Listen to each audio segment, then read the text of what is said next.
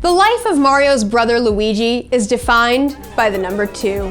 But after decades of playing second banana, Luigi finally carved out his own moment in the spotlight with the release of Luigi's Mansion in 2001. And even though the game was a cheap Ghostbusters knockoff, like the 2016 film Ghostbusters, Luigi's skill at sucking spooky spirits through a vacuum cleaner would earn him a sequel on the Nintendo DS, and then after that, a threequel on the Nintendo Switch. You'd think that a separate successful solo career would be enough for Luigi, but after revisiting the Luigi's Mansion series, I couldn't help but notice Luigi's vast amount of insecurity. Every time he sees a cute marshmallow spirit, he quakes with fright and shrieks, "Oh no!" in authentic Italian. Yet in spite of his terror, Luigi musters up enough courage to press on and collect each and every one of the mansion's crisp dollar bills, gleaming gold bars, and problematic precious gems. After 3 installments of the series, it's clear that something beyond an adorable ghost is haunting the second player plumber. Is Luigi's shameless pursuit of fortune simply transforming him from one of the Mario brothers into one of the Koch brothers?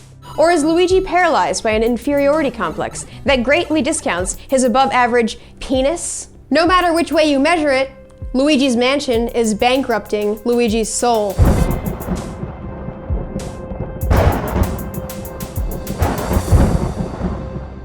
Luigi's ascent into the upper class began with the first Luigi's Mansion game, after King Boo sent him a letter tricking him into thinking he had won a mansion in a contest. This is a classic ghost trick that we've seen before in films like House on Haunted Hill. Despite being scared near to death the entire game, Luigi finds the time to pocket loose valuables as he explores the haunted mansion. And after defeating King Boo to rescue his brother Mario, Luigi counts those blessings. And in the instance that I played, they're a whopping $103,975,000. Scientist/vacuum inventor Professor E. Gadd then takes Luigi's $103 million in found money to build him a real, non-haunted mansion that looks a lot like the Haunted Mansion to live in as a reward. At this point, it would seem that all's well that ends well, and in spite of some major mental trauma, Luigi's pretty set for life after this. But research suggests that the Mushroom Kingdom is situated just outside of Bloomington, Indiana, meaning Luigi's Mansion falls under US federal tax jurisdiction. And even though the mansion was a prize, the IRS considers prizes and sweepstakes to be taxable income.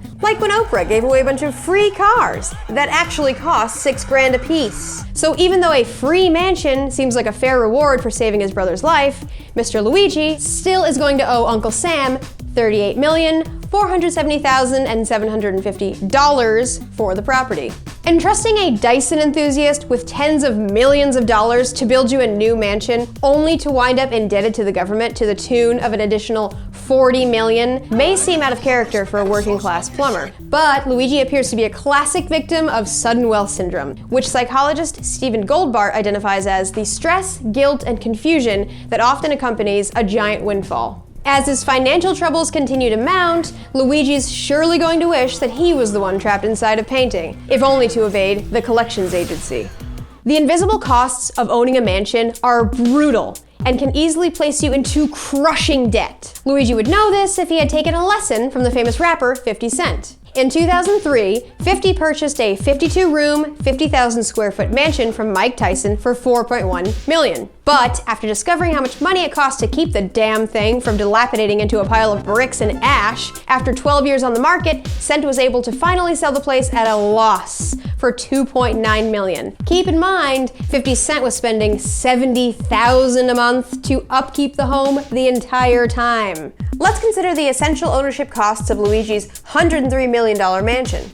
According to USA Today, the average US property tax rate is around 1.1%, resulting in an annual bill of $1,143,725. The Coastal Insurance Agency pegs multi-million-dollar home insurance rates to roughly 21 cents per $100 of the home's insured value, or about $250,000. And for a 30,000 square foot luxury dwelling, Mission Air Condition and Plumbing estimates utility costs to hit about $29,638 per year. Now let's talk maintenance. Investopedia recommends setting aside another 1% of the purchase price, $1.03 million, for maintenance, such as the upkeep of the mansion's late 19th century style mansard roof. And before you even walk in the door of your mansion, you're spending money on landscaping. As Justin Rubenstein of the Michael Graves Realty team can attest, landscaping is always important, because who wants to spend $10 million on a house and have an unappealing facade or front yard? Listen, Princess Peach and Mario live in a castle. Luigi only has a mansion in comparison to a castle, so the lawn better not look like a poor person's lawn, for Christ's sake.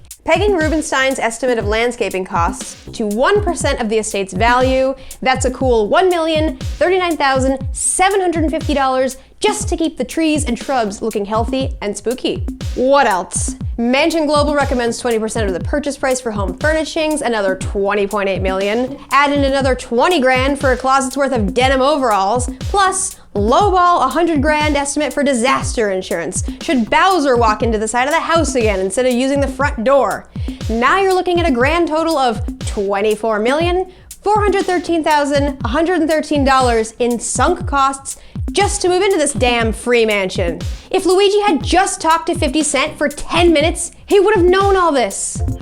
When Luigi inevitably dies from exhaustion, a magic mushroom overdose, or COVID-19, whoever inherits his estate will likely be burdened with its high costs. Luigi's largesse will be unfortunately subjected to another significant financial burden known as the estate tax. Applicable to estates valued above $11.7 million, the federal estate tax levies a $345,800 charge, plus 40% of the estate's total value above $1 million, another $41,935,800 in grief. In sum, Luigi's $38,470,750 gift tax from inheriting the mansion, $24,413,113 for 1 year of basic maintenance and operating expenses, and a $41,935,800 estate tax adds up to a grand total of $104,819,663. Nearly $1 million more than the value of the $103.9 million mansion itself. The math doesn't lie. The costs of owning a mansion far outweigh the value. They tell you that about boats, but you never hear it about mansions. Well, now we know why it was free. It's haunted. Haunted by bills, taxes, and endless landscaping projects. Not to mention, it's dripping with ghosts. Well, those ghosts just so happen to be our own inner demons. Physical manifestations of the way we haunt ourselves. Luigi's desire to attain the same social status as Mario blinds him to his own good fortune. He's got a wife, his health, a picturesque cock. For God's sake, he's a successful plumber who found even more success as a janitor. But it doesn't matter how many pounds of gold you collect if you don't have an ounce of self-respect. Although her name is Princess Daisy, in her history with the Mario series, we haven't seen a castle, or a car, a family heirloom, much less an invitation to Oprah's couch. And from the way her man is sucking up cash as if his lifestyle depends on it, I'm thinking this princess didn't come with a dowry.